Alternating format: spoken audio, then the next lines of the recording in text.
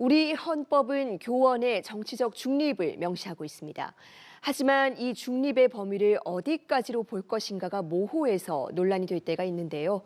이런 가운데 고용휴직을 한 현직 교사가 정당 소속 국회의원의 보좌관을 지낼 수 있다는 내용의 법원 판단이 나와 주목받고 있습니다. 먼저 영상 보고 오겠습니다.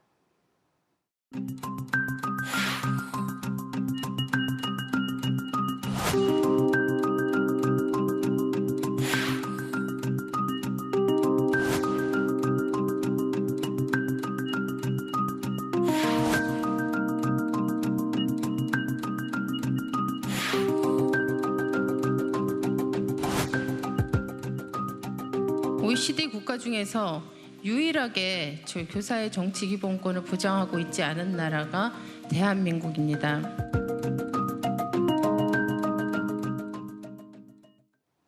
네, 이 판결의 당사자인 서울 하나고등학교 전경원 교사와 전화로 자세히 이야기 나눠보겠습니다. 선생님 안녕하세요. 네, 안녕하세요. 전경훈입니다. 네, 지금도 교사 신분을 유지하고 계시죠? 예, 그렇습니다. 지금 서울 하나고등학교 교사로 재직 중입니다.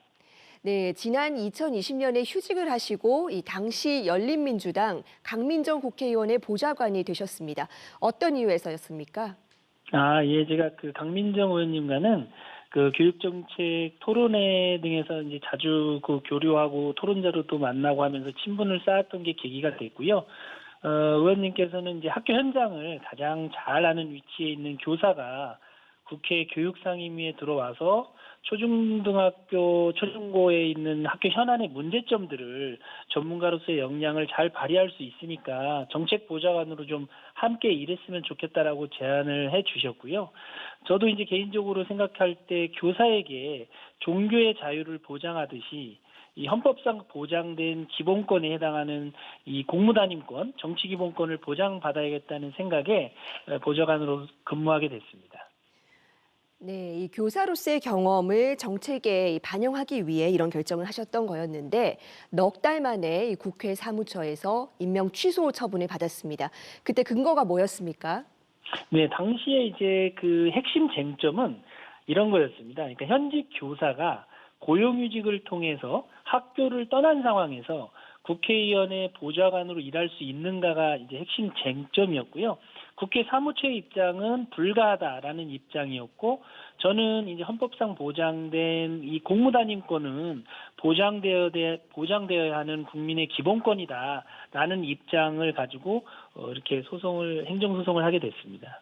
네, 국회에선 이 교원은 정치적 중립을 지킬 의무가 있다라는 주장이었는데 받아들일 수가 없으셨다고요? 네, 그러니까 그게 왜 그러냐면 교사에게 요구되는 정치적 중립의 의무는 당연히 지켜져야 한다고 생각을 하고 있습니다. 지금도. 근데 다만 거기에는 이제 전제 조건이 있는데요. 교사에게 요구되는 정치적 중립의 의무는 학교라는 공간에서 교사의 역할과 교사의 입장에서 지켜져야 하는 것이지, 교사가 학교를 벗어난 곳에서 예컨대 이제 교사도 자연인일 수가 있는데요. 뭐 친구를 만나거나 혹은 지인들을 만난 곳에서조차 정치적 중립이 요구되는 것은 아니거든요. 그러니까 그거와 마찬가지로 동일한 논리로 교사가 고용휴직을 통해서 학교를 벗어난 다른 국가기관에서는 학생이나 학부모 혹은 동료 교사에게 정치적인 영향력을 행사할 수 없거든요. 그러니까 그런 곳에서 교사의 정치 기본권을 제한한다는 것은 안 된다고 일단 생각을 했고요. 이번 그 고등법원의 판결도 그러한 취지에서 선고가 이루어진 것이라고 생각합니다. 네, 그런데 1심과 2심 법원의 판단이 좀 달랐습니다. 요지가 뭐였습니까? 네, 1심에서는 이 교사에게 부여되는 이 헌법상 기본권의 개념, 이 정치 기본권의 개념을 지나치게 이렇게 좀 축소해서 해석한 측면이 있다고 판단이 되고요. 이번 고등법원 2심의 판결은 판결문을 제가 한번 보니까, 그러니까 교사도 교사이기 이전에 대한민국의 국민으로서 부여받은 합법적인 권리가 침해되어 온 과거사가 있었는데, 이러한 그 과거사를 극복하기 위한 이 사법부의 판단이었다고 생각을 하고 있습니다. 네, 그러면 이번에 나온 그 판결문 내용을 조금 짚어보겠습니다. 이 휴직으로 현장을 떠나서 학생들에게 미칠 영향이 적은 만큼 이 헌법상의 정치적 중립을 위반했다고 보기는 어렵다는 건데요. 이 앞으로 이 다른 교원들에게도 영향을 미칠 수가 있을까요? 네, 저는 이번 판결이 앞으로 다른 교원들에게도 많은 영향을 미칠 수 있다고 생각을 하고 있고요. 특히 이제 교사의 정치 기본권이라든지 공무 담임권의 측면에서 보면 그 권리가 확대되고 또 신장된 의미 있는 판결이라고 생각을 하고요.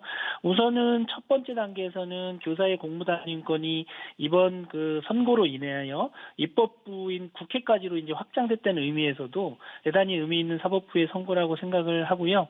향후는 이제 교사뿐만이 아니고 공무원들을 포함해서 교사나 공무원들이 이 헌법상 보장된 정치기본권 신장에도 이번 판결이 기폭제가 될 것이라고 믿고요. 아마 그런 차원에서 입법안도 조속히 마련될 것이라고 생각하고 있습니다. 네, 여전히 교사들은 이 정치와 관련해선 신분상의 제약이 많은데요. 이 보완해야 할 점이 있을까요?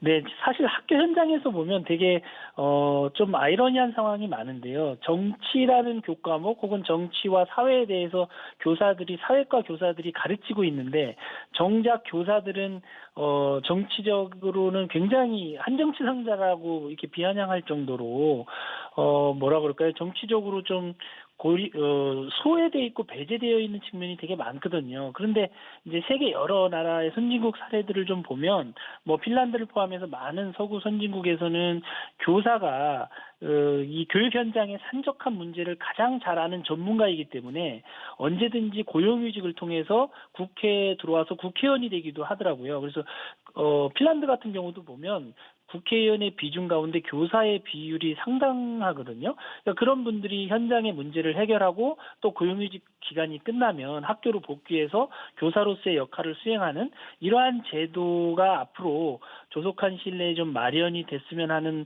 바람을 가지고 있습니다. 네, 이 학생들에게 영향을 미치지 않는다면 교사의 정치적 자유도 존중해야 한다는 게 이번 판결의 취지인데요. 이 교원의 정치 기본권 확장에 어떤 영향을 미칠지 지켜봐야겠습니다. 오늘 말씀 고맙습니다. 네, 고맙습니다.